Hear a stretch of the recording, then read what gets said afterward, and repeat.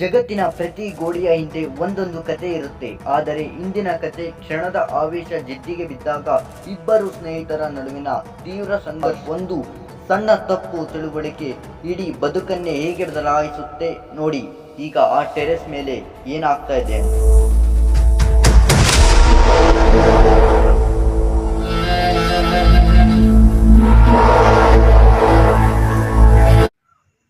ಪ್ರತಿಭಾ, ಏನೋ ಮಾಡ್ತಿದ್ಯಾ?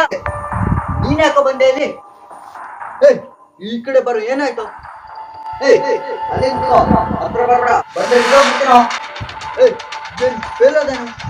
ಇಲ್ಲ ಕೊಟ್ರಂಗ್ ಬಂದೆ ಮಗನೇ, ಗೊತ್ತಿದ್ರೆ ನಾಟಕ ಆಡ್ತೀರಾ? ಹೋಗ್ರಿ ಎಲ್ಲ ಚೆನ್ನಾಗಿರೋ. ಹೋದ್ರೆ ಹೋಯ್ತು ಬಿಡ, ಸಪ್ಲಿಮೆಂಟ್ರಿ ಬರಿಬೋದು. ಹೋಗಲೇ ಬೇಡ, ನನ್ನ ಜೊತೆ ಸರಿ, ನಾನು ನಾಳೆಯಿಂದ ಜೊತೆ ಮಾತಾಡೋದು. ನೀನ್ ಈ ಕಡೆ ಬಾರ ಪ್ಲೀಸ್ ಕಣ, ನನಗೆ ತುಂಬಾ ಭಯ ಆಗ್ತಿದೆ. ಈ ಕಡೆ ಬಾ. ನೀನವನ ಅವಳ ನನಗೆ ಬಿಟ್ಕೊಡಕ್ಕೆ, ಅವಳ ನೀನ್ ಆಡ್ಕೋ ಹೋಗ. ಮತ್ತೆ ಇನ್ನೇನ್ ಮಾಡ್ಬೇಕು ಹೇಳು, ಮಾಡ್ತೀನಿ ಪ್ಲೀಸ್ ಕಣ. ನನಗೆ ತುಂಬಾ ಭಯ ಆಗ್ತಿದೆ, ಈ ಕಡೆ ಬಾರು ಪ್ಲೀಸ್ ಕಣ. ನನಗೋಸ್ಕರ ನೀನೇ ಕೊಡ್ತೀಯಾ?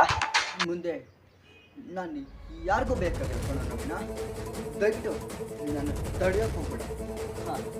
ಅಲ್ಲೇ ನಿಂತ್ಕೋ, ಅಲ್ಲೇ ನಿಂತ್ಕೋ. ಪ್ರದೀಪಾ, ಒಂದೇ ಒಂದು ನಿಮಿಷ ಈ ಕಡೆ ಎಳಿಯೋ. ನೀನು ಮೊದಲು ಅಂದ್ಕೊಂಡಿರೋದಲ್ಲ ತಪ್ಪು ಕಣ. ಒಂದೇ ಒಂದು ನಿಮಿಷ ನನ್ನ ಮಾತು ಕೇಳು, ಒಂದೇ ಒಂದು ನಿಮಿಷ. ಇಲ್ಲ ಕಣ ನವೀನ, ನಾನು ಇನ್ನು ಮುಂದೆ ಯಾರನ್ನೂ ನಂಬಲ್ಲ. ಅವಳನಿಗೆ ಮೋಸ ಮಾಡೋದಕ್ಕಿಂತ ನನ್ನ ಜೀವ ಅಂದ್ಕೊಂಡಿರೋ ಗೆಳೆಯ ನೀನೇ ನನ್ನ ಬೆನ್ನಿಗೆ ಚೂರಿ ಹಾಕಿದ್ಯಲ್ಲ, ಅನ್ನೋ ತಡ್ಕೊಳಕ್ಕಾಗ್ತಿಲ್ಲ ಕಣೋ. ಆ ನೋವನ್ನ ತಡ್ಕೊಳಕ್ಕಾಗ್ತಿಲ್ಲ. ನಮ್ಮ ಇಷ್ಟು ವರ್ಷದ ಸ್ನೇಹದ ಮೇಲೆ ಆಣೆ ಮಾಡಿ ಹೇಳ್ತೀನಿ ಕೇಳು, ಅವಳು ನನ್ನ ಪ್ರೀತಿ ಮಾಡ್ತಿಲ್ಲ ಕಣೋ. ಅವಳು ನಿನ್ನೆ ಜೀವಕ್ಕಿಂತ ಹೆಚ್ಚಾಗಿ ಪ್ರೀತಿಸ್ತಾ ಇರೋದು.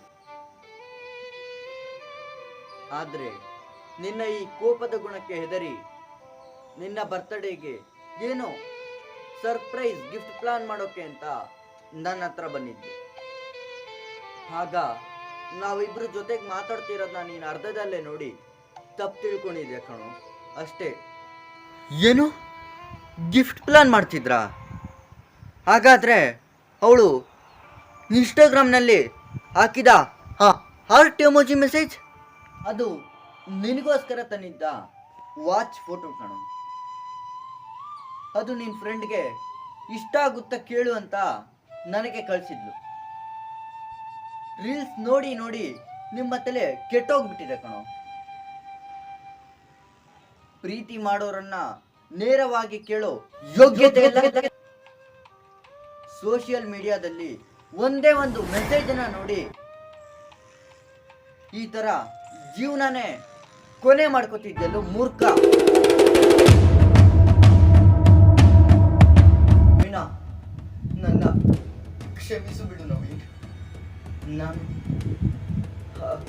ಕೋಪದ ಆವೇಶದಲ್ಲಿ ಎಷ್ಟು ದೊಡ್ಡ ತಪ್ಪು ಮಾಡೋಕ್ಕೆ ಹೋಗಿದ್ದೆ ಗೊತ್ತು ಪ್ರದೀಪ. ಇವತ್ತೇನಾದ್ರು ನೀನು ಆ ತಪ್ಪು ನಿರ್ಧಾರ ತಗೊಂಡಿದ್ರೆ ನೀನು ಸತ್ತು ಆರಾಮಾಗಿ. ಆದ್ರೆ ನಿನ್ನನ್ನ ಎತ್ತು ಸಾಕಿರೋ ನಿಮ್ಮ ಅಪ್ಪ ಅಮ್ಮ ಪಟ್ಟಿರೋ ಕಷ್ಟ, ಇಷ್ಟು ದಿನ ನನ್ನ ಜೊತೆಗಿದ್ದ ನಿನ್ನ ಸ್ನೇಹ ಎಲ್ಲವೂ ಒಂದೇ ಕ್ಷಣದಲ್ಲಿ ಮಣ್ಣಾಗಿ. ಹೌದು ಕಣೋ, ಇವತ್ತಿನ ಜನ್ರೇಷನ್ನಲ್ಲಿ ನಮಗೆ ಕಷ್ಟ ಬಂದಾಗ ಯಾರ ಹತ್ರನೂ ಮನಸ್ಸು ಬಿಚ್ಚಿ ಮಾತಾಡಲ್ಲ. ಮನಸ್ಸಲ್ಲೇ ಕಲ್ಪನೆ ಮಾಡಿಕೊಂಡು ಡಿಪ್ರೆಷನ್ಗೆ ಹೋಗ್ಬಿಡ್ತೀವಿ. ಇವತ್ತು ನೀನು ನನ್ನ ಕಣ್ಣು ತೆರೆಸಿದೀಯ.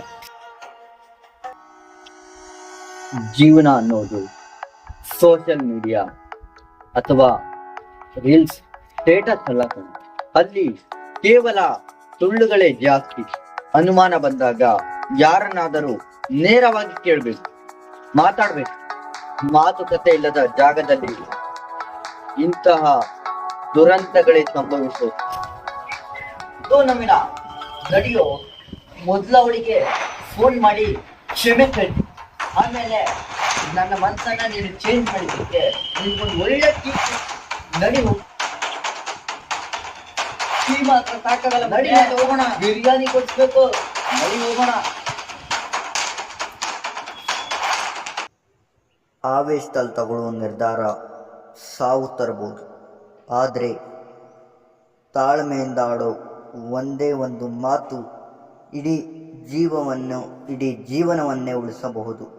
ಯೋಚನೆ ಮಾಡಿ ಮಾತಾಡಿ.